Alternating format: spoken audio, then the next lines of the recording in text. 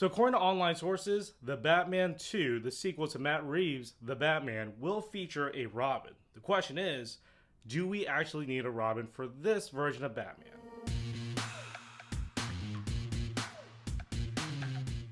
Welcome back to my channel. This is PK's Reviews. Today we're going to be talking about Matt Reeves' sequel to The Batman featuring Robin. So I've been a huge Robin fan ever since I was a kid reading the comic books, and I always love following the story of a younger character in the Batman world that we can connect with and identify with as a younger person reading comics. Although I love seeing so many different versions of Robin on the big screen and on the small screen over the years, I don't think Robin is a good fit for this particular sequel, at least not at this time. So the whole reason Robin was introduced into the world of Batman was to give a little bit of contrast between a dark character such as Batman and give it a little bit more light and color and personality, as we've seen in the comic books and in other versions of the character. Not just the fact that he is a younger character and has somewhat of a youthful sense and perspective of the world, but his colorful costume also contrasts with the dark tones of the Batman. So part of the reason that Robin is so relatable is that in the comics you actually get to grow up with the character. You see him go from a young teenager and to a college student and to a young adult, changing the mantle from Robin to Nightwing to Batman at some point, and then back to Nightwing. We're talking about the first Robin, Dick Grayson. And then of course you have many other versions of Robin as well. So you have the second Robin, which is Jason Todd, who later becomes Red Hood. You've got the third Robin, Tim Drake, who later becomes Red Robin. You also had Stephanie Brown for a short stint. And then you have Damian Wayne, the son of Bruce Wayne, the son of Batman, who is the current version of Robin now. And what makes all the Robins exciting is that they each have their own personality as well. So you can kind of identify with each of the Robins depending on your own personality. It's always fun to see them work together as a team, as the Bat family. But let's talk about all the different versions of Robin we've seen so far. First, you got Adam West and Burt Ward in the old TV series. The old Batman show was appropriately campy. It had the POW and the comic booky graphics that popped up and the very vibrant colors, which the whole thing is very tongue-in-cheek by design. And the cheesiness of Burt Ward and Adam West just worked so well together for that version of Batman because, again, it was just so colorful and so cheesy that it just came together really well. Then you have Batman the Animated Series, which a lot of us grew up with. A darker tone for an animated show, but you also had Dick Grayson, Robin in that show. He served as a nice sidekick to Batman in that show. There were some serious episodes where there was some conflict when he finally turned away and became Nightwing.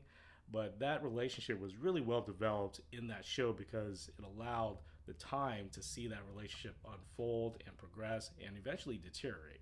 Then you got your first introduction to a big screen version of Robin, played by Chris O'Donnell in the Batman Forever movie, and then also the Batman and Robin movie. And in those movies, he was a little bit older, had a lot of attitude, and at the time, as a kid watching in the movie theater, I loved that version of Robin. I loved that they went through and told his backstory through those movies, but it just didn't look like the Robin that I knew, mostly because he was older, he didn't really have the right look, his hair was too short. But overall, his first Robin costume was actually pretty decent for that time. Batman and Robin, they did kind of a hybrid Nightwing Robin suit, but they didn't actually call him Nightwing. So that kind of bothered me a little bit. I wish they would have went full on Nightwing. So I wish they just lost the cape and did the appropriate colors with the blue and black. But either way, it was cool to see both Robin and a version of Nightwing on screen at that time. And then you have Christopher Nolan's Dark Knight trilogy, and then in the last installment, The Dark Knight Rises, you get Joseph Gordon-Levitt playing kind of a version of that universe's Robin. The character's name was John Blake, and then only at the end do they reveal that his middle name was Robin, which of course is a nod that this is Christopher Nolan's version of that character. And to be fair, even though he didn't wear a Robin suit, he had many of the traits that all the Robins kind of had. They call him Hothead, which is kind of like Jason Todd. But he was also a very brilliant detective because he figured out Bruce Wayne's identity, which is very much like Tim Drake. But he also had the charm and charisma that Dick Grayson had, so I felt like he was a good culmination of all the three main Robins. But at the end of that movie, in a very Christopher Nolan-like fashion, they implied that he was going to become the next hero to take the mantle. Whether he becomes a different version of Batman, whether he becomes his own identity as Robin or Nightwing, is left open to interpretation, much like most of Christopher Nolan's movies. but at least it gives you the sense that he is following the footsteps of Bruce Wayne, and it really goes into the theme of anyone can be the Batman. Anyone can be a symbol and a hero. Then we get Titans, which is a very nice live action where you get not one, not two, but 3 different versions of Robin. So you have Dick Grayson, who is Robin at the beginning, quits pretty promptly, and later becomes Nightwing. You also have Jason Todd, who's Robin at the beginning, but then later becomes Red Hood. And then you also have Tim Drake, who becomes the 3rd Robin. So this show gave us pretty much everything we would want to see as a Robin fan in live action form.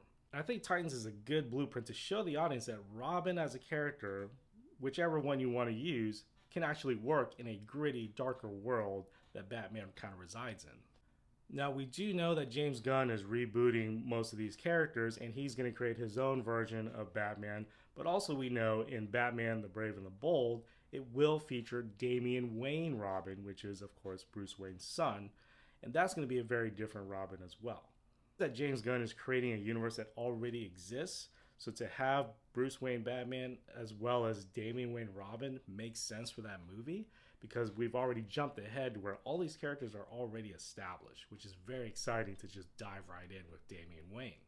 But to contrast with the Batman being what it is, which is year 2 in the first movie, the second year of Bruce Wayne's career as the Batman, it feels a bit too premature to introduce a Robin at this point in time, because presumably the sequel will be just a few years after the events of the first movie, which means you still have a relatively young Bruce Wayne. Not to mention, Robert Pattinson kind of looks younger himself as a Bruce Wayne, which doesn't help the case. Answer the question whether the Batman needs a Robin at this point in time, I think the answer is no. I think because we have a contrasting movie that's about to come out, The Brave and the Bold, that will have a Damian Wayne Robin, we don't necessarily need a Robin in this franchise, the Batman, as well. But if you're going to do Robin in the Batman, I think it needs to be done very carefully. So like I said, he's still early in his career. So I think he needs to spend time with Bruce Wayne. They need to show the development of that relationship between Bruce Wayne and presumably it's going to be Dick Grayson.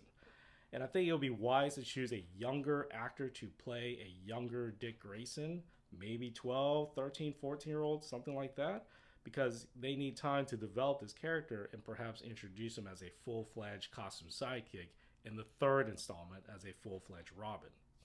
I can't imagine they'll do a very good job if they introduce Dick Grayson as a young orphan, getting adopted, and then also becoming Robin all in the same movie as they did in Batman Forever, because this is a more serious movie. It needs to be a little bit more believable. And Bruce Wayne taking on a child as a sidekick is already raising some questions about, well, are you really going to put a child in these dangerous situations? Because that's child endangerment, right? That's the classic argument against the use of a Robin in a more serious version of Batman. But again, I think it works. If you look at other franchises such as the Umbrella Academy, there was a child character that was very serious and violent in that series, and that actually worked. So if they did something like that where they could take a young character but still put him in this world of real danger, it can work, but you got to make the child believable that he can take on the responsibility as a crime-fighting sidekick to the Batman. Ideally, I think they can introduce the character in the sequel, but I would be cautious about making him into a full-fledged Robin right away. I think the wiser decision is to introduce him in the second movie, and after he's earned his wings, he can become a full-fledged costume Robin fighting side by side with Robert Pattinson as a Batman in the 3rd installment. I think that would be best. These are just my quick thoughts. Either way, I'm excited to see that Robin is being used, and I'm excited to see who they cast. Again, I just think it's a little too soon. But what do you think? Tell me your thoughts in the comments, and if you like this video, please like and subscribe for more. And we'll be talking more about this Robin situation as news comes out, so stay tuned for additional videos, and I'll see you in the next one. This is PK's Reviews, signing off.